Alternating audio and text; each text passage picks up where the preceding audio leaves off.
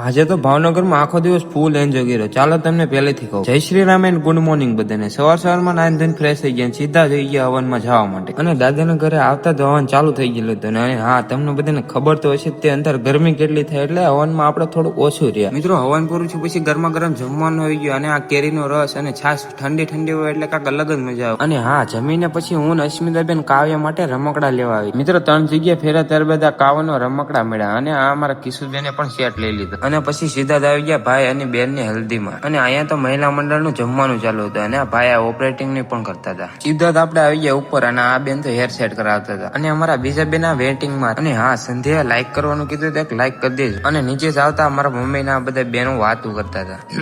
સીધા જ આવી ગયા અમારા વરાજા નાઈન ધોઈને ફ્રેશ થઈને. હા, એક લાઈક મારી દેજો. પછી તો ભાઈ ને ચેન અને હાર પહેરાવીને એકદમ બનાવી દીધા વરાજા. અને હા, પછી તો આપણે આવી ગયા સીધા ડાયરા. અને મિત્ર, આ રસમ ને શું કહેવાય જરા કોમેન્ટ માંથી હતો. અને પછી તો ભાઈ ને કરી દીધા એકદમ હળદર વાળાઓ. અને હા, કેમેરામેન રસમ ના ફોટા પાડતા ત્યાં સુધીમાં અમે આવી ગયા એકદમ બહાર. અને હા, પેલા તો અમારા ભાઈ ની રસમ પૂરી કરી, અને પછી અમારા બેન ની રસમ આવી. અને હા, રસમ પૂરી થાય પછી 2-5 ફોટા નો પડે એવું તો બને નહીં. અને હા, અમારા ત્રણે બેનો ફોટો પાડી દીધો તો એક મસ્ત આવ્યો હતો. એને કીધું એક લાઈક કરી દે, તો એક લાઈક કરી દેજો. અને આજનો વિડીયો અહીંયા સુધી તો તમને કેવો લાગ્યો નાનકડી કોમેન્ટ કરતા. અને હા, લાઈક નું બટન અને ફોલો કરતા